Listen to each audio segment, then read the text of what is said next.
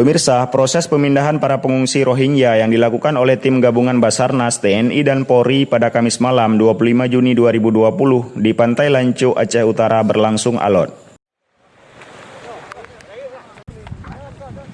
Sebelum proses evakuasi dapat dilakukan, sempat terjadi debat mulut antara warga setempat dengan pihak keamanan terkait izin mendarat bagi warga asing tersebut karena alasan protokol kesehatan COVID-19.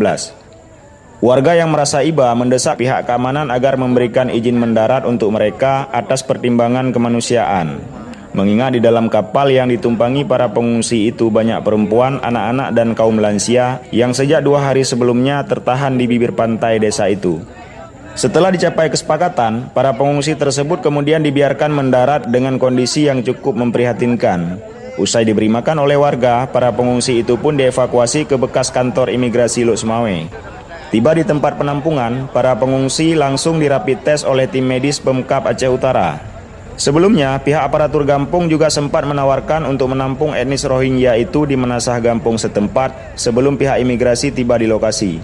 Untuk sementara waktu, para pengungsi ini akan dibiarkan tetap berada di tempat penampungan sampai ada keputusan lebih lanjut dari pemerintah pusat. Dari Luk Semawe, tim Tivisa melaporkan.